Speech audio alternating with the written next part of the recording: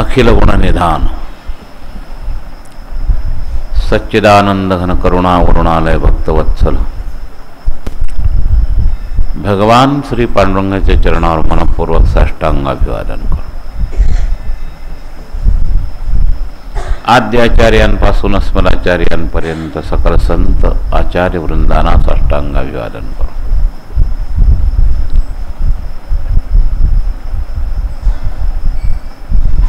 भाग्यानं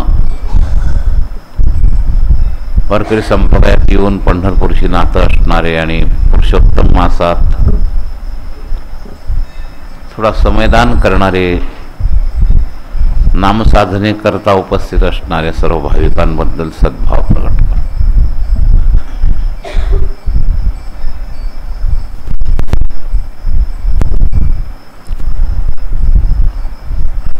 आत्मनिरीक्षण रोज करणं हा आपला सध्याचा विचार आहे। आत्मनिरीक्षण करत असताना सर्व मुद्दे सर्वांकरता आत्ताच्या आत्ता लगेच नसले तरी काही मुद्दे अर्जंट आत्ता उपयोगाचे आहेत काहींच्या जीवनात, काहींच्या जीवनामध्ये याविषयीच्या चर्चा उपयोगाला येणाऱ्या आहेत, काहींचा निष्ठेशी संबंधच आलेला नसतो।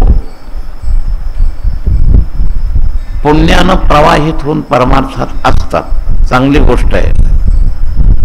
जे परमार्थात नाही त्यापेक्षा कलियुगात कोणत्याही क्रमानं परमार्थात येणं चांगलं।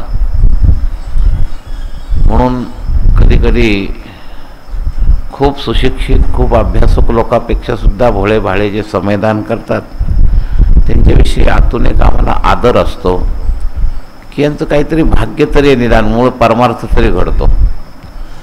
काही लोक बौद्धिक खूप समजल्यासारख्या भ्रमात असतात पण प्रत्यक्षामध्ये शुद्ध परमार्थ घडतच नाही। जो आपला कालचा विषय चाललाय पापनाश, याच्याकरता उपासना अत्यंत आवश्यक आहे। उपासनेत सापडलेला परमार्थिक वर्ग कमी आहे। समर्थांचं जो संकेत आहे उपासनेला दृढ चालवावे, हे जे आत्ता आपलं चालू काम आहे हे उपासनेचं अंग आहे। आता त्यातलं सगळ्यांचं शुद्ध अंग जरी नसलं, प्रवाहानं पुण्यानं कोणाच्या तरी प्रेरणेनं घरच्या लोकांच्या इच्छेनं कोणाही पद्धतीनं आपण या मार्गात असो, पण हा उपासना चालू असताना त्याविषयीचा थोडा थोडा विचार आपल्याला कळला तर तो लाभदायक आहे। याच्यातल्या सगळे लोक समोर ठेवून एकच विषय मांडला जातो असं नाही। कालचा जो मी विषय मांडला की आपल्या अंतःकरणामध्ये मिक्सिंग झालेलं आहे, खूप काहीतरी ऐकत असतो आणि त्याच्यातलं कोणतं तरी लक्षात राहतं, त्याच्यातलं काहीतरी आपण पकडत असतो। ते आपल्याकरता किती योग्य काय माहीत नाही, कोणाच्या तरी नादाने कितीतरी विचार आपल्या डोक्यात येतात। आपला काही संबंध असणारे येतात, नसणारे येतात आणि आपण कधी कधी फार किरकोळ एखाद्या विभागाला महत्त्व देऊन त्याच्यामध्ये अडकलेलो असतो। आणि त्यामुळे ही जसं घराची झाडलोट करताना कोण्या कोपऱ्यात कुठं कचरा आहे हे सांगता येत नसतं, कोणाकरता तो झाडायचं, ज्याला खोली पूर्ण झाडायची तसं आमच्याकडं सगळं काम आहे। तर कोणाच्या व्यक्तीच्या करता काय काय सांगितलं जातं, सगळ्यांनी सगळं आपल्याकडे ओढून घ्यायचं कारण नाही, पण विचार करावा की याच्यातला आपल्याकरता काही आहे का। तर निष्ठेच्या अर्थानं काल काही विषय सांगितला। आपल्याला निष्ठा नावाची वस्तू कळतच नाही, लक्षात घ्या। आणि परमार्थाची गाडी जी अडलेली असते ती त्याच्या अर्धवट निष्ठेमुळेच अडलेली असते। प्रवाहपतीत परमार्थ करतो कोणाची तरी नादाने काहीतरी। 100% संतांचं म्हणणं आहे की परमार्थ कोणत्याही अंगाचा कधी वाया जात नाही, पण ज्या वेगाने फलश्रुती पाहिजे त्या वेगाने आपल्याला मिळत नाही, ही आपली आत्ताची महत्त्वाची अडचण आहे, हे लक्षात घ्या। तुमचं काहीही वाया जाणार नाही। अगदी एखाद्या बाईच्या म्हणण्यानुसार तुम्ही ते आंबट शुक्रवार केले तरी ते 100% वाया नाही जाणार, पण त्याचा काही संबंध आहे का नाही, किती संबंध आहे, त्याचा लाभ काय, महिलांचे असे प्रवाहपतीत परमार्थ पुष्कळ असतात. आमकीनं केलं की आपण करायचं, तिनं केलं की आपण करायचं. का करायचं, कशा करता करायचं, वैचारिक बेस निष्ठा हे काही नसतं. पण तरी भारतीय रक्तामध्ये ते जे सगळं घडतं ते सगळं वाया जात नाही. म्हणजे त्याच्याविषयी खंडन नाही, पण कळकळ कशी आहे की ज्या प्रमाणात लाभ व्हायला पाहिजे त्या प्रमाणात होत नाही, एवढाच मुद्दा असतो. तुम्ही जे कोणी जे केलं असेल, जे करत असाल, काही लोकांची मांडणी कशी असते की सगळं तुमचं एकदम फुकट आहे, मुख्य नाही सापडलं तर सगळं व्यर्थ आहे म्हणण्याचा त्याचा भाव चांगला असतो, पण दुसऱ्या अर्थानं ते खंडन होतं आणि त्याच्यामुळे तो इकडचंही राहत नाही तिकडचंही राहत नाही. काय करायचं कळलं नाही आणि जे केलं ते वाईट चुकीचं केलं असं समजलं तर मनाचे गोंधळ होतो. तर तसा गोंधळ मी तुमच्या मनात उडवायला तयार नाही. तुमचं जे जीवनात घडलं असेल काहीतरी पूर्वपुण्यामुळं प्रारब्धानं चांगलं आहे, ठीक आहे, पण कधीतरी एका शुद्ध परमार्थाकडं किंवा त्याच्यातल्या दिशेनं निष्ठेच्या परमार्थाकडं आपल्याला गेलं पाहिजे. याकरता चालू असलेल्या उपासनेच्या पुण्यातून तुमच्या बुद्धिमत्तेमध्ये जर त्या निष्ठेविषयी काही चर्चा डोक्यात अंतःकरणात चांगली बसली तर लाभ आहे. एवढाच हेतू आहे आत्ताच्या आपल्या या आत्मनिरीक्षण पद्धतीनं बोलण्याचा. तर त्यातले जे द्वंद्व आहेत ते अनेक आहेत. जसे अज्ञानातले काही द्वंद्व आहेत, तसे काही जादा समजेमधले द्वंद्व आहेत. काही प्रमादानं द्वंद्व तयार होतात. काही मार्ग आपण निवडतो, आपल्या सोयीनं निवडतो. तो मार्ग आपल्याकरता योग्य आहे की नाही असं नाही विचार करत, फक्त सोयीस्कर पद्धतीने विचार करतो. नुसतं सोयीनं मार्ग निवडून नाही उपयोग.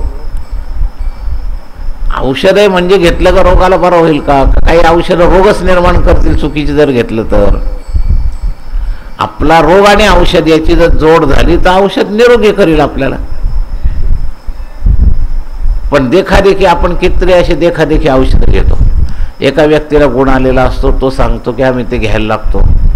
माझी तब्येत, माझी त्याची लेव्हल, आता आम्ही डायबिटीसचे अनुभव घेतले, 25-30% लोकांना डायबिटीस आहे. हे उदाहरण चाललं बरं का, ह्याचं ते मूळ परमार्थाशी संबंधित तसा प्रकार आपला या भावरोगाचा चालू आहे. तर 25-30% लोकांना डायबिटीस आहे, पण डायबिटीसचे एकूण प्रकार 20-25 आहेत वेगवेगळे. कोणाची साखर लो होते, कोणाचे हाय होते, आणि कोण ना कोणी काही ना काही प्रयोग सांगतच असतो. मला ना ते आमच्याचा फार गुण आला, आणि मग हाही अर्थ असतो, यालाही बरं करायची इच्छा असते, मग लगेच ते घ्यायला लागतं. पण त्याच्यात बराचसा वेळ त्याचा वाया का जातो की त्याचा डायबिटीस कोणत्या वर्गातला आहे, कोणत्या प्रकारचा आहे हे तो नीट न समजून घेतच औषध आहे ना, आणि आमच्याला गुण आलाय ना आपल्याला येईल असं समजतो. असं परमार्थामध्ये चाललेलं आहे की औषधं भरपूर, पण भवरोग्यांचे प्रकार अनेक, आणि आपला भवरोग कशा पद्धतीचा याचा अभ्यासच न करता औषधं घेतले जातात. त्यामुळं कालापूर्वी होतो, दुसरं काही नाही. आता ते डायबिटीसचं औषध असल्यामुळं 10-5% काही फार नुकसान तर करतच नाही कोणत्याही प्रकारचा डायबिटीस असला तरी, पण नेमकं लागू नाही पडलं तर काही फायदाही होत नाही. कित्येक औषधं आम्ही स्वतः आमच्या जीवनात असं आहे. आता मी महाराज असल्यामुळे सगळ्यांची तळमळ, प्रत्येकाने आपलं काही ना काही सांगावंच. तो डॉक्टर नसतो पण त्याला तळमळ असते, ते अमक्याला गुण आला तमक्याला घेऊन आला, तुम्ही एवढं करून पहा. मग आमच्या जवळच्या लोकांना वाटतं चला कोणत्याही रूपाने बरं झाल्याशी कारण. मग कितीतरी प्रयोग आम्ही केले, प्रत्यक्षात फायदा आम्हाला त्याचा झाला नाही. मग ते औषधं सगळे खोटे होते का? नाही, ज्याच्या त्या लेव्हलच्या रोगाकरता ती बरोबर असते, पण तुमच्या रोगाची लेव्हल जर ती नसेल तर ते तुम्हाला कसं लागणार? लागू पडत नाही. अशी उदाहरणं पाहिले आम्ही की ज्या औषधाने दुसऱ्याला घेतल्याबरोबर लगेच लो शुगर झाली, ती औषधं आम्ही घेऊन आम्हाला काहीच फरक पडला नाही. तर ही सगळी उदाहरणं मी कशा करता सांगतो, तर असं आपल्या भवरोगाची स्थिती आहे, लक्षात घ्या. तर आपला भवरोग हा कोण्या पद्धतीने, प्रत्येकाची पूर्वपुण्य, प्रत्येकावर असणारा मायेचा प्रभाव, प्रत्येकाच्या आत असणारी आसक्ती, प्रत्येकाच्या आत असणारे विकार, हे सगळे भिन्न भिन्न आहेत. विकारांची मात्रा भिन्न भिन्न आहे. तर सगळे औषधं, आता प्रवचनकार म्हणजे काय, औषधांचा साठा असणारेच आहेत. ते आपल्या औषधांचं सांगत असतात, तुम्ही असं वैचारिक साधना करा, तुम्ही असं योग करा, तुम्ही असं करा. ते काही केलं तर पहिलं कुळदैवताचं केलं पाहिजे. कितीतरी संप्रदाय, कितीतरी परंपरा आहेत. कोणी सांगतं पहिलं तेच करा, कोणी म्हणतं कोणी वैचारिकच करा, कोणी म्हणतं काही करा. आणि आपल्या सगळ्याच्या अंतःकरणामध्ये थोडीफार इच्छा असते परमार्थाची, आणि मग त्यामुळे आपण त्यातलं काही ना काही करत असतो. तर केलेलं सगळं संपूर्ण अर्थानं कधी वाया जात नाही. पण नेमकं लागू पडल्यावर जितका झटपट गुण येतो, तितका गुण जर नेमकं लागू नाही पडलं तर होत नाही. तर अनेक लोकांच्या तब्येतीचा अनुभव घेऊन मला लक्षात आलेला मुद्दा अनधिकार प्रकरण. देहभाव, जीवभाव आणि आत्मभाव हे 3 टप्पे आहेत. आणि देहभाव गेला नाही तोपर्यंत आत्म्याचं नुसतं स्वरूप शाब्दिक दृष्ट्या समजून तुम्हाला फायदा होईल असं नाही. आणि आपण या ग्रंथद्वारा फक्त एवढंच समजतो आणि त्याला वाटतं नाही हे बरोबर. आत्मभावावर आरूढ होऊन आत्मचिंतन, चिंतने तद्रूपता बरोबर करील. पण आत्मभावापर्यंत आपण पोहोचलेलोच नाही. नुसत्याच आत्म्याच्या जर गप्पा करत बसलो तर आपल्याला काही फारसा लाभ होत नाही. आणि आज तरी एका विशिष्ट चक्रामध्ये समाज सापडलेला आहे. ही एक कलियुगाची माया आहे. जशी वेगवेगळ्या रूपानं माया आहे, तसं इथलच्या ह्याच्यामध्ये या शब्दचिंतनाच्या प्रचाराचा फार जबरदस्त प्रभाव झालेला आहे. आणि लोक त्या चक्रामध्ये सगळे एका विशिष्ट चक्रामध्ये, स्वतःच्या आत्मनिरीक्षणाकडे लक्षच नाही. ते तत्व बरोबर की नाही हा प्रश्न नाही. मी तत्वाचं खंडनच करत नाही. जे समजा वेदांताचं चिंतन असेल, जी पुस्तकं असतील, त्याच्यामुळे ज्या लिहिलेल्या प्रक्रिया आहेत, प्रत्येक रोगावरचा मुद्दा ज्या ज्या पद्धतीनं शास्त्रात लिहिलं असेल ते शास्त्र चुकीचं आहे का, शास्त्र नाही चुकीचं. मग आपल्या उपयोगाला काही येत नाही तर आपलं प्रकृती आणि आपण केलेलं निवडलेलं साधन याची जोड आपली झाली की नाही हा महत्त्वाचा प्रश्न आहे. सगळ्यात उणीव कुठं जाणवते की माऊलीने लिहून ठेवलं वैराग्या वाचून काही ज्ञानाची तगणीची नाही. मग ज्ञानाचे शब्दज्ञानाची चर्चा सगळीकडे आहेत, पण एकाही ठिकाणी वैराग्याचं मीटर लागतच नाही. आणि त्यामुळे ते ज्ञान स्थितीपर्यंत स्थिर कसं होईल. इथं त्या चिंतनाचं खंडन नाही आहे, खंडन आहे आपल्या अधिकाराचं. मी ज्या वेळेला अशी चर्चा करतो तर ऐकणाऱ्यांमध्ये असा भ्रम निर्माण होतो की वेदांताचे विरोधी असतो. तुम्ही संन्यास घेतला असता का? संन्यासी वेदांताचं चिंतन आहे. फक्त प्रश्न आहे की अधिकार, तर नेमका अधिकार कसा पाहिजे. संन्यास घेतल्यावर सुद्धा मी स्वतःला मीटर लावून पाहिलेला आहे. तर जीवभाव आणि देहभाव जात नाही तोपर्यंत सगळीकडे देवच आहे आणि आपणही देवच आहे अशा पद्धतीचं चिंतन आपल्या काही कामाचं येत नाही. हा आहे मुद्दा. तत्व सत्य आहे, परमात्मा व्यापक आहे, प्रत्येकामध्ये परमात्माच आहे. त्याच चैतन्यावर आपलं सगळं चाललेलं आहे. ते चैतन्य हरिहा व्यापक सर्वगत जसं आहे, प्रत्येकामध्ये तोच परमात्मा आहे. पण भ्रमानी मीच परमात्मा आहे असं अवेळी समजला तर घोटाळा आहे. आणि याचं नाव आसूर गीतेनं सांगितलं. ईश्वरोहम अहम भोगी सिद्धोहम बलवान सुखी आढ्यो व्यनवान असते कोण्योस्ति सदृशो मया. आता पटेल का हे सगळे आसुरीचे प्रमाणासहित म्हणतोय मी, पण लोकांना पटेल का हे? पटत नाही. तर ईश्वरोहम अहम भोगी हे वाटणं, अवेळी वाटणं हे आसुराचं चिन्ह आहे असं आहे. आणि आसुर शब्दाचा दुसरा प्रमाण आहे आसुषु प्राणपोषण परायण. आणि हे सगळे गप्पा मारणारे प्राणपोषण परायण आहे. सगळं आपल्या पोळीवर तूप कसं ओढता येईल असे दिसतात. ते आसुर नाही तर काय, फक्त म्हणायचं नाही एवढंच त्यांना. स्वार्थाने भरलेले, वैराग्य नसलेले, रागद्वेष ईर्ष्या न सुटलेले, आणि वरून ईश्वरोहम अहम भोगी सिद्धोहम बलवान सुखी. मी तुम्हाला का सावध करतो, हे फक्त वक्त्यांमध्ये घडलंय असं नाही, श्रोत्यांमध्ये असं झालंय. हे वक्त्याशी चर्चा करण्याकरता हे मी नाही सांगित. ऐकून ऐकून श्रोत्यांनाही असाच भ्रम होत चालतो. पण जे ऐकतो नेहमी सतत सतत त्याच्याबद्दल तसंच भ्रम होतो. पण ह्या कॅटेगरीज आपण करत नाही. देहभाव काय आहे, आपली परिस्थिती काय, आपण जगतो कशामध्ये. थोडा रोग झाला तर हाय हाय हाय हाय हाय हाय करतो. आत्मभावाचा स्पर्शच नाही, फक्त आत्मभावाची चर्चाच, फक्त स्पर्श नाहीच. आणि नुसती चर्चा करून काही आत्मभावावर आरूढ होता येत नाही. नुसते संतांची प्रमाणं देऊन काम भागत नाही. खूप प्रमाण ऐकले आणि फक्त दुसरे प्रमाण आपल्याला देता येतात. आपण कुठं त्याच्याचा विचार करायला पाहिजे. असं आहे. तर आपला अधिकार हा जर विचार न केला तर कालापव्यय होईल. ह्या चर्चेचा भोग होतो, काहीतरी कळल्याचा भ्रम होतो, पण प्रत्यक्ष जीवनात काही सापडत नाही. खूप जर वाचन केलं ना तर आपल्याला ही एक सवय लागते की दुसऱ्याने अर्ध प्रमाण केलं की आपण ते पुरं करायचं, किंवा जो विषय चालला असेल त्याच्यावर आमच्या संतांचं अमुक प्रमाण आहे याच्या डोक्यात लगेच येतं. अरे प्रमाण डोक्यात आलं म्हणजे तुझं तू चिंतन झालं का? तसं नाही आहे. लक्षात घे. अधिकार प्रकरणाचा विचार केला पाहिजे. आपलं नेमकं कोणत्या अधिकारावर. तर देहभाव आणि जीवभाव जोपर्यंत गेला नाही तोपर्यंत अतिशय अनिवार्य उपासना आहे. हे आपल्या आत्मनिरीक्षणातून मला तुमच्यावर दृढ करायचं. लक्षात घ्या. उपासनेशिवाय झाडू हातात घ्या आणि कमरा पहिला स्वच्छ करा असं आहे.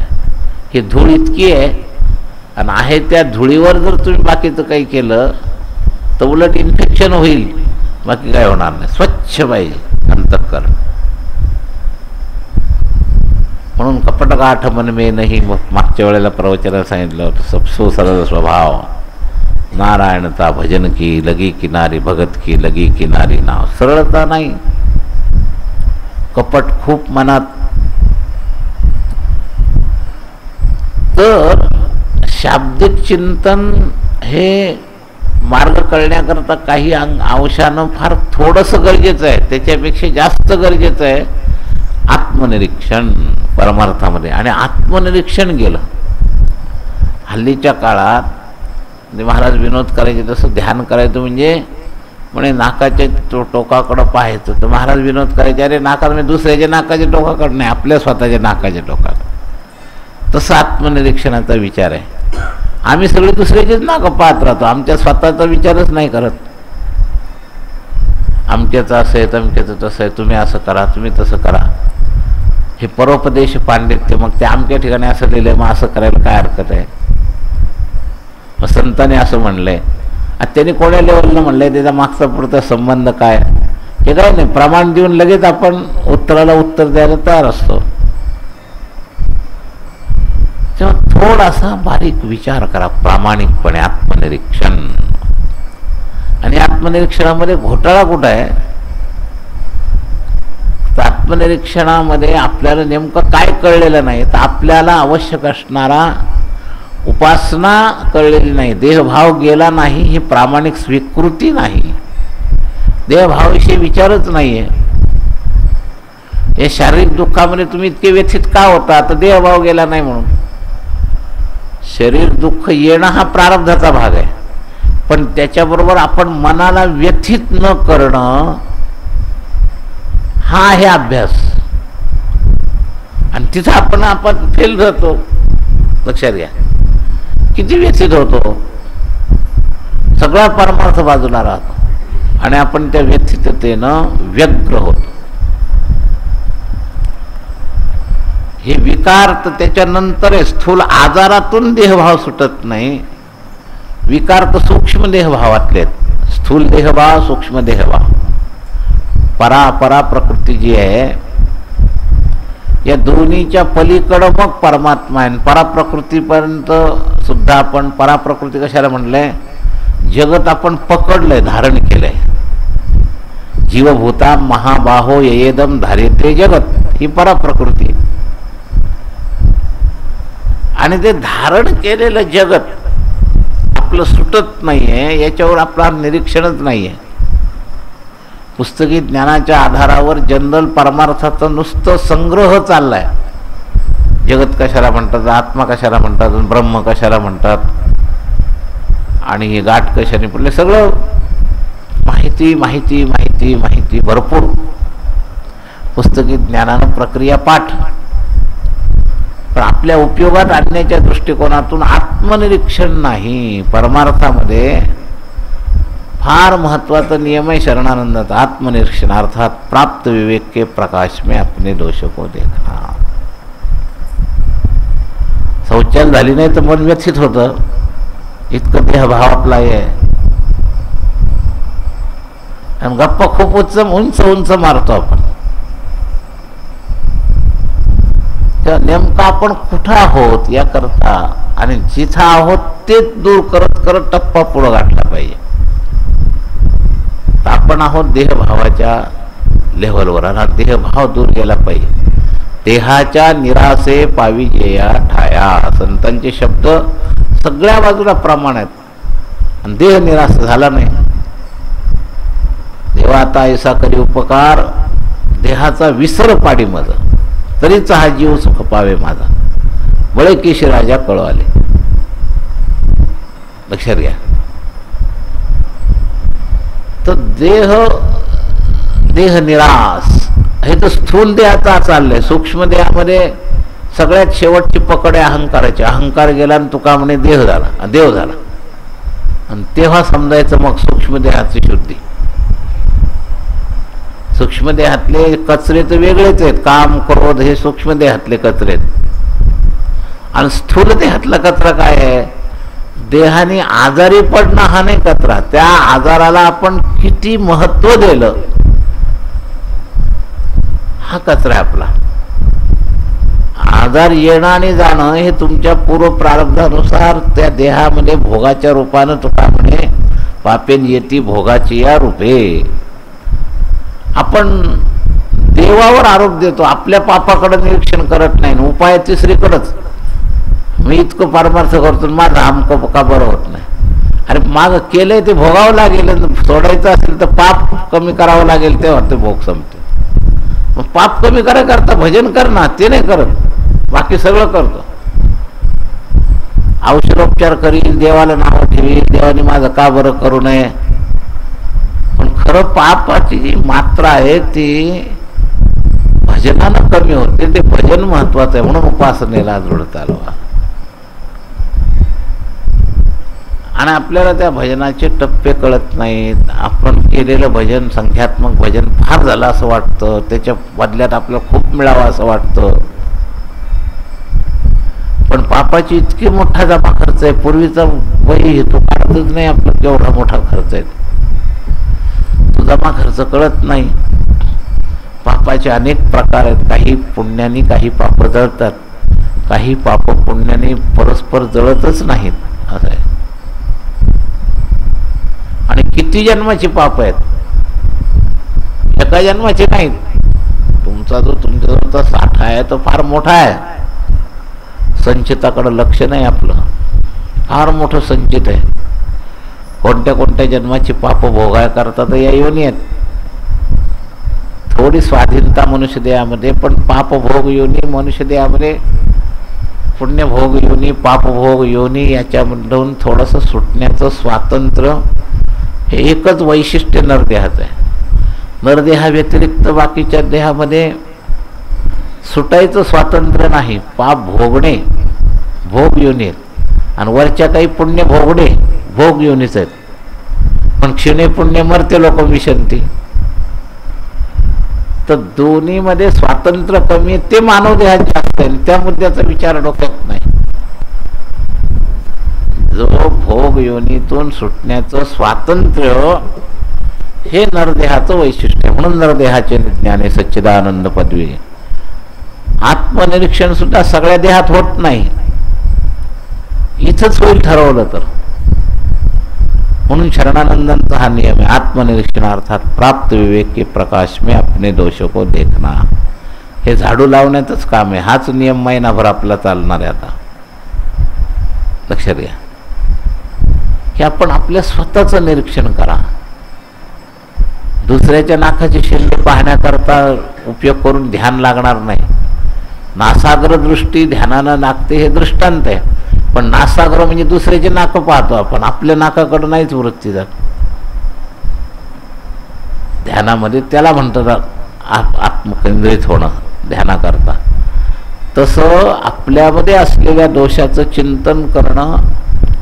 मी तुम्हाला प्रामाणिकपणे सांगतो, मला लाभ जर झाला असेल परमार्थात तर या आत्मनिरीक्षणानंच झाला.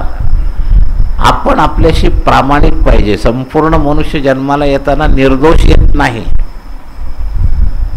कोणीच नाही. अपवाद अवतार सोडून माऊलींचे वैश्याची या गावाने येता जीवदशीची वाट न पाहता, ते भगवंतांनी पाठवलेले काही खास कार्याकरता पाठवलेले अवतारी महात्मे जर सोडले तर प्रत्येक जन्माला येतो तो दोष असतोच. पण दोष स्वीकृती नसते. दुसऱ्याचं दोष दर्शन होतं पण आपल्या दोषाची स्वीकृतीच नाही. तर आपल्या दोषाची स्वीकृती करायची आणि दोष निवृत्ती करता भजन करायचंय. रामकृष्ण नाम सर्व दोषहरण, जड जीवा तारण हरी एक. दोष निवृत्तीचं साधन आहे भजन. पाप हा एक दोषच आहे, विकार हा एक दोषच आहे, सगळे दोषच, सर्व दोषहरण. म्हणून अनंत पाप राशी जातील याच्याही पेक्षा श्रेष्ठ निषेधांगाचं फळ म्हणजे रामकृष्ण नाम सर्व दोषहरण. त्याच्यामध्ये विक्षेप दोषही जातो, मल दोषही जातो आणि आवरण दोष सुद्धा जातो. सर्व दोष म्हणले होते. हे जे 3 प्रकारातलं आवरण राहायला कुठून? आणि लोक विकल्प करतात की मनात पाप जाऊन नुसतं काय भागणार आहे, भक्तीनं फक्त उपासनेनं विक्षेप दोष जातो, आवरण दोष. मग सर्व दोष हरण हे कुठं राहिलं प्रमाण? जर सर्व दोष हरण हे प्रमाण माऊलींचं तुम्हाला मान्य असेल, माऊली आचार्य तुमच्या परंपरेचे, तर हे तुम्ही म्हणताच कामा नाही आवरण दोष श्रवणाशिवाय जाणार नाही.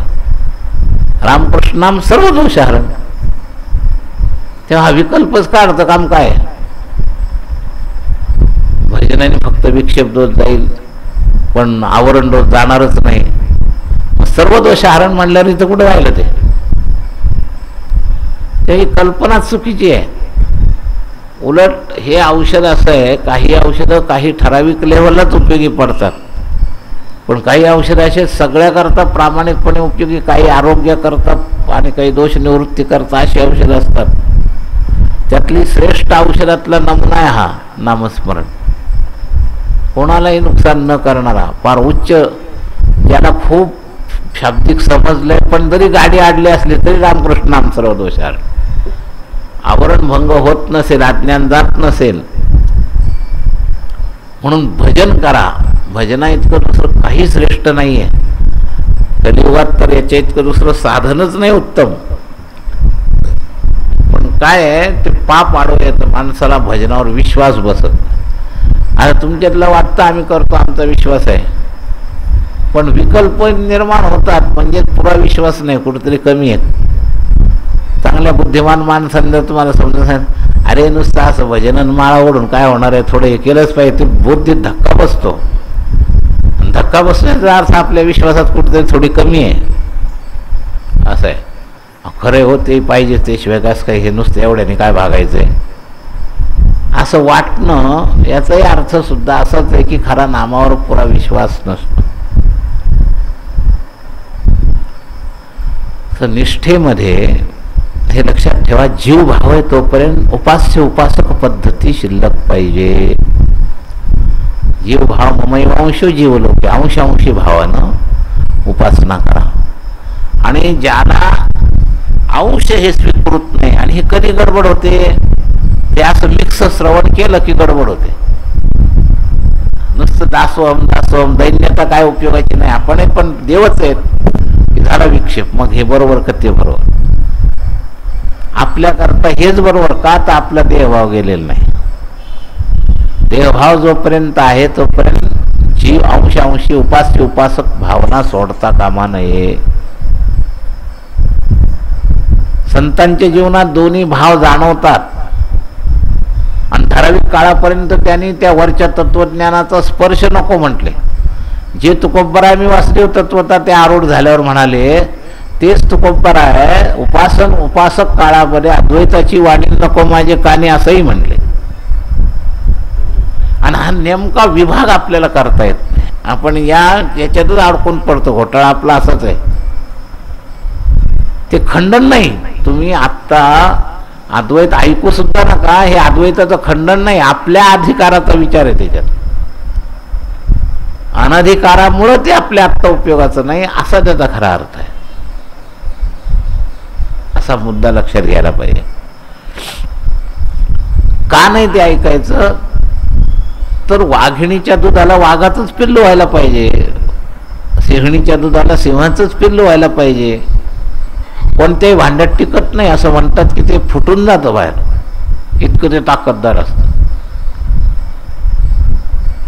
तसं वेदांत वाघिणीच्या दुधासारखं आहे. हे आपल्या पात्रात काय टिकणार आहे? आपल्या देहभावाच्या पात्रात. पण अर्थ लोक असं करतात, असं मी सांगायला गेलं तुमच्या कल्याणाकरता सांगतो, पण अर्थ असं करतात की महाराज वेदांताचे विरोधी आहेत. वेदांताचे विरोधी नाही, उलट त्याचा महिमा मला पाहिजे तेवढा कळलाय म्हणून सर्वसामान्याने हात लावायचा उपयोग नाही. लहान पोराला जसं विस्तवापासून बाजूला केलं जातं कारण त्याची त्याला महत्त्वच कळत नसतं. हात फोडून घेण्याशिवाय त्याला काही त्याचा सदुपयोग करता येत नाही. मोठा माणूस विस्तवा सदुपयोग करेल, पण लहान पोरं सदुपयोग करणार नाही. नुसतं आकर्षण म्हणून त्याला शिवायला गेलं तर हात फोडून घेईल, अशी अवस्था आहे. म्हणून आमचं शिष्यांच्या बाबतीत जे म्हणणं आहे ना की 99% परंपरेमध्ये नामधारक हा पहिल्यांदा देहभाव न गेलेला आहे. त्यांनी उपासना म्हणून नामधारणा करणं हे त्याच्या जीवनाकरता कर्तव्य आहे. लक्षात घ्या. आणि आपल्यावरती जमत नाही. आता आमची काही लोक इतके वाचतात. आता माझ्यासमोर माणसं द्यायची की त्यांनी ते वाचायचीच आवड, वाचायचंच भोग. भजनापेक्षा कितीतरी वेळ ते वाचायमध्येच घालवतात. हे मासिक मिळालं वाच, ते मासिक मिळालं वाच. इथं बसलेल्यातले मी सांगतो तुम्हाला, अरे काय होईल तू? काय म्हणे ते भजन प्रमाण कोणाकरता काय योग्य आहे, कोणाकरता काय योग्य आहे, किती वाचावं, कोणी वाचावं, कुठं वाचावं हे कळलं पाहिजे. आपला वेळ वाया जातो. दुसऱ्याचं शहाणपण समजून तुला काय फायदा? तसं नुसतं तत्वज्ञानाचा संग्रहण व्याख्या करून तुला काय फायदा? स्थितीवर जायचं असेल तर आपलं गाडी कुठं अडली आहे तिथे वेळ घालव ना. आपली गाडी अडली देवभावावर. कितीतरी आमच्या बरोबरचे लोक का नाही बरोबरात? नाही आता काय पाय साथ देत नाही, आता काय गुडघा साथ देत नाही, आता काय अमुक. म्हणजे आपण आहोत कुठे शेवटी देवभावावर आणि गप्पा मारतो वेगळ्याच. हे लक्षात घे. शेवटी मूळ गाडी आपली अडली जीवभाव आणि देहभावावर. आणि तो जीवभाव देहभाव हा नुसत्या कोरड्या वेदांत चिंतनाने जाणार नाही. देहभावाच्या वर उठलेल्या व्यक्तीला वेदांत चिंतन तदाकार करेल. चिंतने तद्रूपता शब्दादी झोंबे प्रमेयचे असं त्याला लाभ होईल. पण कुणाला होईल? याचा जीवभाव आणि देहभाव गेलाय त्याला. आपला जीवभाव देहभाव गेलेला नाही. त्यामुळं आपण खूप वाचणं, काल्पनिक कल्पनांमध्ये तरंगत बसणं, कधी कधी त्याचा थोडासा भ्रम भासही होतो. पण भास झाल्याने काम भागत नाही. पुन्हा गाडी जिथले तिथं. जोपर्यंत स्वस्थ शरीर आहे ना तोपर्यंत काही वेळेला शाब्दिक चिंतनातून सुद्धा आपल्याला काहीतरी मिळाल्यासारखा भास होतो. पण शरीर अस्वस्थ झालं की सगळं शाब्दिक चिंतन गायब होतं. तेव्हा आपण त्या चिंतनाच्या लायक नाही हे पहिलं समजून घेतलं पाहिजे. आपलं जे रोगाच्या रूपानं पापाचा जो विक्षेप आपल्यामध्ये आहे ना तो विक्षेप घालवायचा असेल पाप निवृत्ती करता सारखं भजन करणं हाच एकमेव उपाय. म्हणून सकाळच येथे आहे अधिकार कलियुगी उद्धार हरीच्या नामे. संतांनी का उगाच मारून बाहेर सगळ्यांनी हे एवढं जे जोरात सांगितलं कलियुग लोकांना त्याने ते कळतंय कलियुगी जीवांची स्थिती. आता जे वक्ते त्यांना जीवाच्या नाड्या नाहीत, कळत नाहीत, काही नाही. औषधं आहेत म्हणून विकायची बस. नाडी पाहून वैद्याची जी पूर्वीची जी शक्ती होती ती शक्ती नाही आहे. औषधांनी औषध कारखानदारांनी औषधं केलेली आहेत, विकणारा विकत असतो. मोघमपंचे, त्यातले त्यात थोडेसं आयुर्वेदिक औषधाचं तरी काही काही औषधं असे ते नुकसान तरी नाही, फायदा कमी असला तर. पण हे ॲलोपॅथी औषधं असे थोडं जर चुकलं ना तर त्याचे साईड इफेक्ट इतके होतात की एक रोग बरा व्हायच्या वेळी दुसरे नवीन रोग वाढून जातात. तसं वेगानं बदली होणारे म्हणून हे साईड ॲलोपॅथी औषधं मानतात. तसं वेगानं परमार्थामध्ये प्रगती करण्याचं साधन म्हणून वेदांताचा प्रचार चाललेला आहे. पण जे साईड इफेक्ट, जे अहंकार झाले, दंभ वाढलाय, हे फार मोठे साईड इफेक्ट झाले, पण त्याचा विचारच नाही.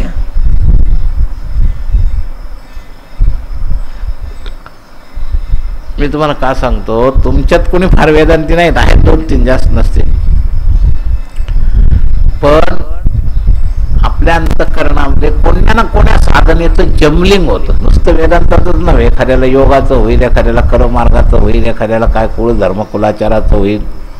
काही लोकांच्या डोक्यात हे फॅड असतं. इष्टदेवतेच्या लेव्हलवर, प्रापंचिक लेव्हलवरचा परमार्थ कोणता, साधनेच्या लेव्हलवरचा परमार्थ कोणता. कुळधर्म कुळाचार प्रत्येक माणसाला आस्तिक ठेवण्याकरता आधिदैविक शासनापैकी एक वर्ग आहे. तुमच्या कुळावर त्या देवतेचे उपकार आहेत, गृहस्थी तोपर्यंत कर्तव्य कर्म त्यांनी केली पाहिजे.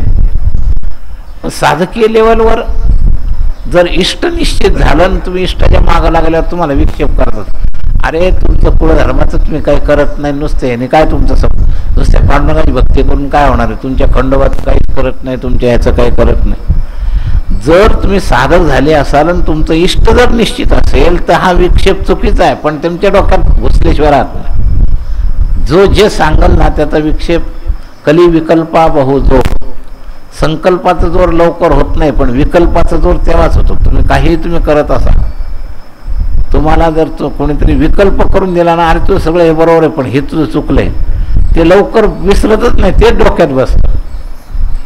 तर विकल्पा बहुजोर म्हणजे नुसत्या वेदांत हा एकच प्रकारचा विकल्प नाही, अनेक प्रकारचे विकल्प. मग एखादा विज्ञानवादी विकल्प करतो त्याच्या वैज्ञानिक पद्धतीनं, हा दैववादी विकल्प करतो त्याच्या पद्धतीनं, योग मार्गाचा विकल्प करतो त्याच्या पद्धतीनं.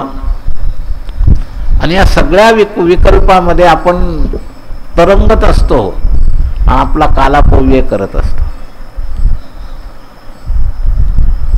दृढ विश्वासानं निष्ठेनं नामस्मरण करा, निष्ठावंत भाव भक्ताचा स्वधर्म. तर भजन करणं चांगलं आहे कोणत्याही पद्धतीने, त्यात पण सगळ्यात चांगलं काय, साधक होऊन, नामधारक होऊन, नामनिष्ठ होऊन भजन करणं. याच जन्मात तुमचं कल्याण. तर तुम्ही भजन करण्याच्या यादीत आलेले आहात. बहुत सुकृताची जोडीप्रमाणे तुमचं पूर्वपुण्य झाडलंय, तुम्ही भजन करायला लागलात. आता प्रगती काय करायची आहे, नुसतं भजन करणं नाही, साधक होऊन भजन करणं, नामधारक होऊन भजन करणं, नामनिष्ठ होऊन भजन करणं. हे टप्पे आपल्याला बदलायचे.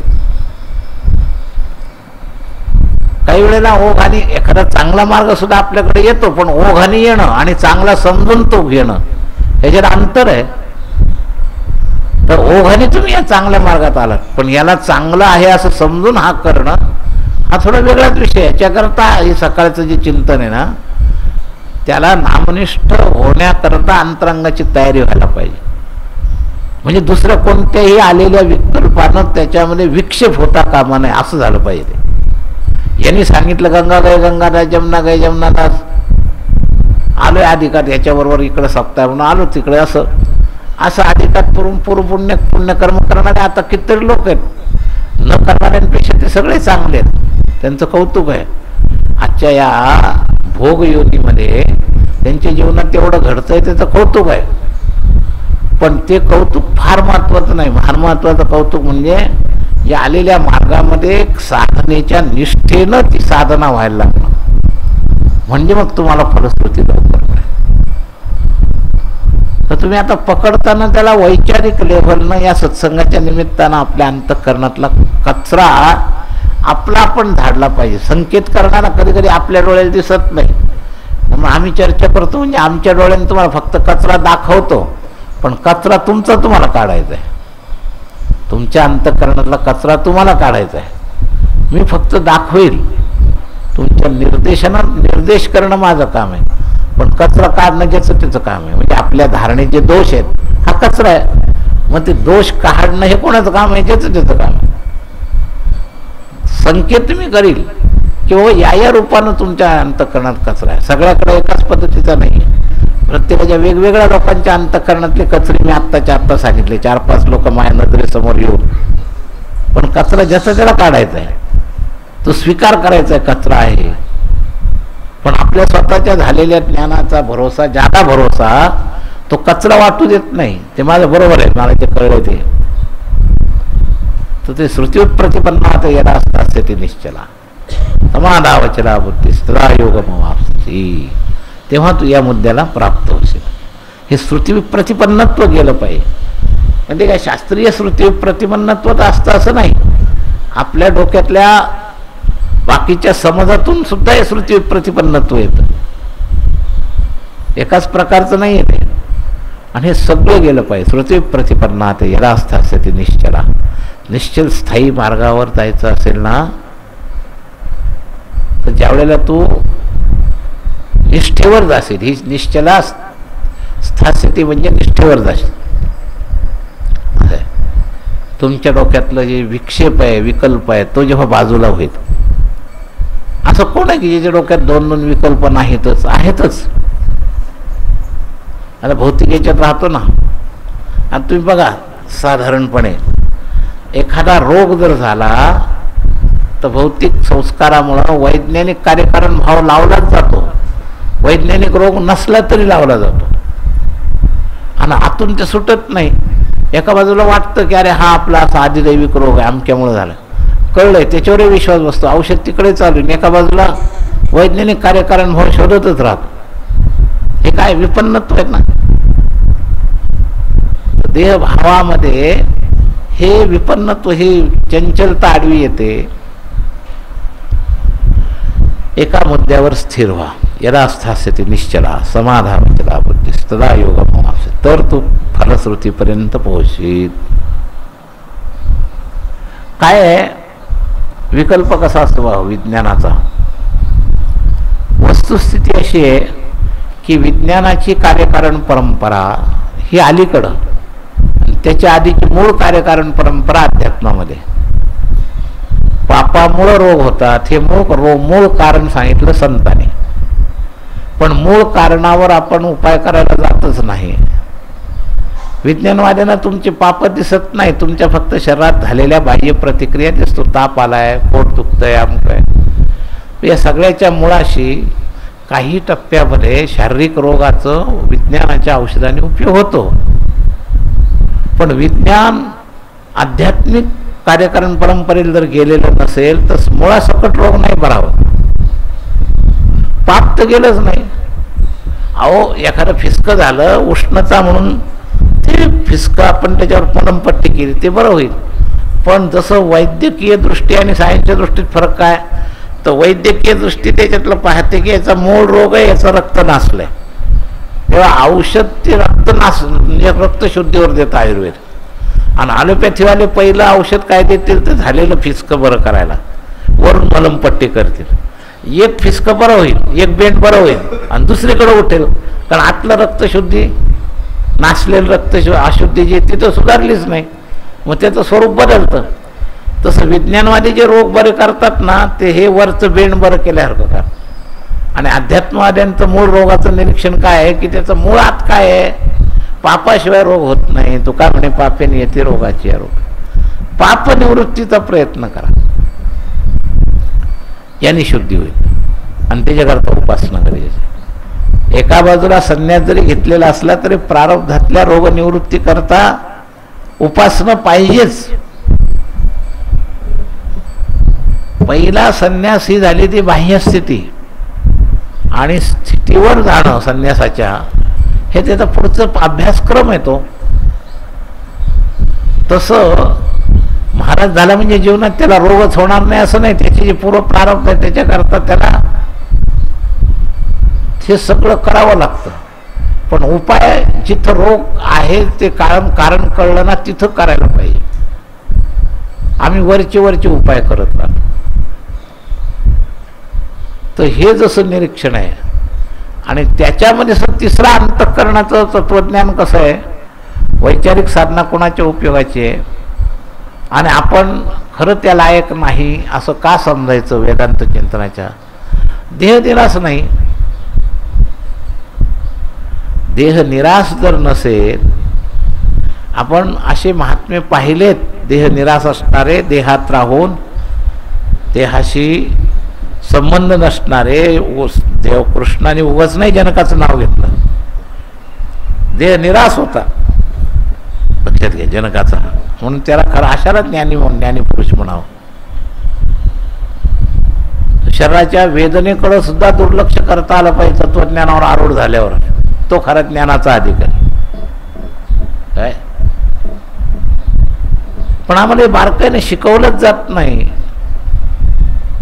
हे समजलं की झालं असं समजतात, तसं नाही आहे. बुद्धीला समजल्याने स्थितीकडे जाता येईल असं नाही आहे. स्थिती वेगळीच आहे आणि स्थितीवर जायचं असेल तर ही पूर्वतयारी उपासना बस. म्हणून संतांची पद्धती वेदांत सांगण्याची जी आहे ना, ती उपासनेच्या अधिष्ठानावर आहे. म्हणून उपासनेला जुळता आलो. भूदेव संताशी सदा लावा, विद्वानांशी नाही लावावे, संताशी सदा लावावे. संत तुमचं बरोबर तुम्हाला शिकवतात नेमकं काय केलं पाहिजे आतून. हे समजलंय, हे आचरणात आणण्याकरता नेमकं आत्ता तुझी अडचण काय आहे, देहभाव जीवभाव हा सुटलेला नाही आहे. याची सारखी जाणीव संत करून. नाथांचा वेदांत जर वाचला तर एका बाजूला वेदांत प्रक्रिया, दुसऱ्या बाजूला स्थितीवरचा विचार सारखा समान रूपानं संत देतात. आणि पंडित समान रूपानं नाही शिकवत, एका मार्गाने एकदा लागले की तिकडच बस. तुमच्या अधिकाराचा विचार त्याच्यात सांगितला जात नाही आणि गरज ही आहे. म्हणून संतांची संगती मनोमार्ग. संत बरोबर बॅलन्स करतात तुमची आत्ताची स्थिती आणि तत्वज्ञान याची जोड घालण्याचं.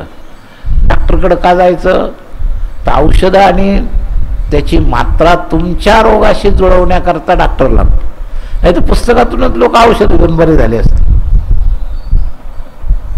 तर संत याच्या करता लागतो आणि काम संतच करू शकतात, पंडित नाही करू शकत. लक्षात घ्या, संतांना नाड्या माहिती आहेत तुमच्या, त्या दृष्टीनं तुमची ही नाडी तुम्ही लक्षात घ्या. जीवभाव आणि देहभाव आपला गेलेला नाही. त्यामुळे आपलं प्राथमिक पहिली गरज उपासना. जसं योग मार्गामध्ये नाडी शुद्धी नसली तर नुसतेच प्राणायाम समाधीच्या गप्पा करून समाधी लागत नाही.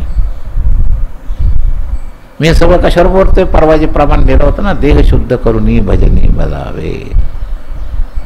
आत्मनिरीक्षण करत असताना तुमच्या देहात अशुद्धी कुठं कुठं आहे याचं निरीक्षण मी तुम्हाला सांगतोय. जेवढ्या सांगितले सगळ्या एकामध्ये नाहीत, सगळ्या अशुद्ध्या. पण कुणी ना कुणी कोणत्या ना कोणत्या अशुद्धीनं अडकून पडलेलं आहे आणि ते शुद्ध केल्याशिवाय तुमच्यामध्ये हे होणार नाही परमार्थाची स्थिती. आणि परमार्थ स्थिती प्रधानतेला परमार्थाला महत्त्व आहे, नुसत्या बाकीच्या कवायतीच्या याला नाही आहे. कवायत वाया जात नाही पण कालापव्यय होतो. स्थितीवरचा परमार्थ याच देही याच डोळा असं सुधार करा. तर तुम्हाला जर लवकरात लवकर सुधार करायचा असेल तर दुसऱ्याकडे पाहू नका, आपलं आत्मनिरीक्षण करा. आम्हाला दुसऱ्याचं मुसळ दिसतं, आपलं मुसळ दिसत नाही आहे. अंतर्मुख व्हा. भजन करण्यापूर्वी सकाळी रोज अंतर्मुख होऊन आपले दोष पहा आणि त्या निवृत्तीवरचा उपाय म्हणून भजन करायचं आहे असं साधनांग स्वीकार करून भजन करा, म्हणजे तुमचं कल्याण. पुंडरी गौरदा हरी विठ्ठल. श्री ज्ञानदेव तुकाराम ज्ञानेश्वर महाराज की जय. नाम भगवान की जय.